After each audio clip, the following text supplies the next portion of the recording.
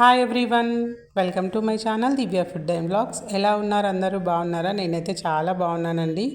మీలో ఎవరైనా first time నా ఛానల్ చూస్తుంటే ప్లీజ్ సబ్స్క్రైబ్ చేసుకోండి, లైక్ చేయండి, షేర్ చేయండి, కామెంట్ చేయండి. ఈ వీడియోలో నేను వచ్చేసి ఒక మంచి స్వీట్ చూపిస్తున్నాను, లడ్డు అన్నమాట. గోధుమ రవ్వతో లడ్డు ఏ విధంగా చేసుకోవాలో చూపిస్తున్నాను.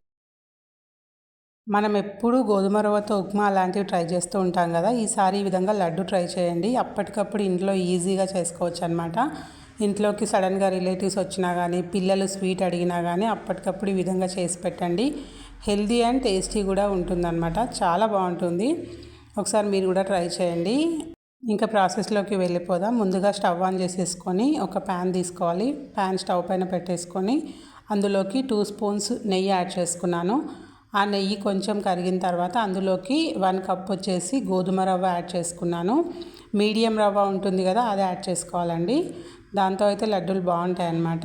గోధుమ రవ్వను మీడియం సైజులో దొరుకుతుంది కదా మార్కెట్లో, అది యాడ్ చేసుకొని ఈ విధంగా లైట్ బ్రౌన్ కలర్ వచ్చే వరకు ఫ్రై చేసుకోవాలి. మనకు అది ఫ్రై అవుతుంటేనే అర్థమవుతుంది అనమాట, మంచి స్మెల్ వస్తుంది. అంతవరకు ఫ్రై చేసుకున్న తర్వాత ఒక ప్లేట్లోకి తీసుకొని సపరేట్ చేసి పెట్టుకోవాలి.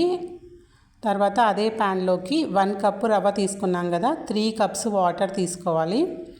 చూపిస్తున్నాను కదా నేను వీడియోలో, ఆ మెజర్మెంట్ తోటి నేను రవ్వ తీసుకున్నాను కదా 1 కప్పు, అదే కప్పుతో 3 కప్స్ వాటర్ తీసుకోవాలి. ఈ మెజర్మెంట్ యూజ్ చేస్తే పక్కాగా వస్తాయండి లడ్డూలు, లూజ్గా కాకుండా టైట్ మరీ గట్టిగా కాకుండా. ఈ వాటర్ అన్నీ బాగా మరిగిన తర్వాత మనం ఆల్రెడీ ఫ్రై చేసి పెట్టుకున్నటువంటి రవ్వ ఉంది కదా, అది ఇందులోకి యాడ్ చేసేసుకోవాలి. చాలా ఈజీగా ఎవరైనా చేసుకోవచ్చు అనమాట ఈ లడ్డూలు. రవ్వనంతా వాటర్లో యాడ్ చేసుకొని బాగా మిక్స్ చేసుకొని రవ్వనంతా ఉడికించుకోవాలి వాటర్లో. రవ్వ బాగా ఉడికితేనే లడ్డూలు బాగుంటాయండి. అండ్ గోధుమ రవ్వ కాబట్టి కొద్దిగా ఉడకడానికి కూడా టైం పడుతుంది. ఒక 5 to 7 minutes ఉడికిస్తే సరిపోతుంది.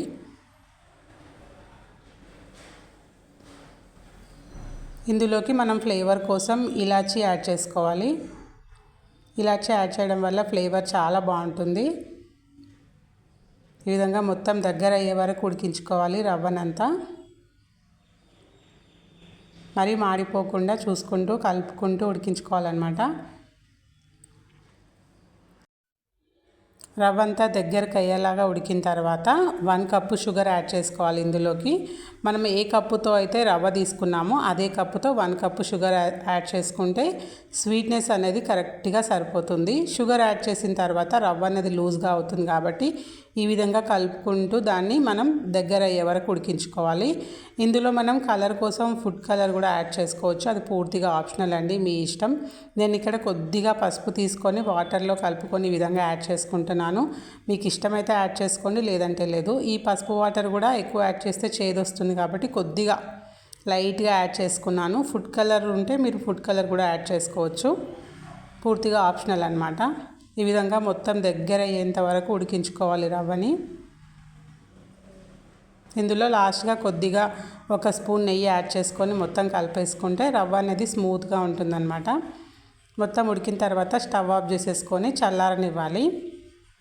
మరీ పూర్తిగా చల్లారకుండా లైట్గా వేడిగా ఉన్నంత వరకు వచ్చిన తర్వాత మనం ఈ విధంగా లడ్డూలా ప్రిపేర్ చేసుకుంటే సరిపోతుంది. మీరు ఇందులో కావాలంటే డ్రై ఫ్రూట్స్ కూడా నెయ్యిలో ఫ్రై చేసుకొని యాడ్ చేసుకోవచ్చు. Like pumpkin seeds, water melon seeds, లేదంటే కాజు, బాదం ఏవైనా సరే నెయ్యిలో యాడ్ చేసుకొని ఇందులో యాడ్ చేసుకోవచ్చు, కిస్మిస్ అలాంటివి. నేను ప్లెయిన్గా చేద్దాం అనుకుంటున్నాను కాబట్టి ఈ విధంగా చేశాను. ఈ విధంగా లడ్డూలా ప్రిపేర్ చేసి పెట్టుకుంటే సరిపోతుంది. మీకు ఏ సైజు కావాలంటే ఆ సైజులో చేసుకోండి. పిల్లలకు కూడా చాలా హెల్దీ అనమాట, గోధుమ రవ్వతో చేస్తున్నాం కాబట్టి మీరు కూడా ఒకసారి ట్రై చేయండి. ట్రై చేసి ఎలా వచ్చిందో కామెంట్ చేయండి. ఈ వీడియో కనుక మీకు నచ్చితే మీ ఫ్రెండ్స్ అండ్ ఫ్యామిలీకి షేర్ చేయండి. ఇప్పటి వరకు ఈ వీడియో చూసినందుకు చాలా thank you. Please subscribe to my channel.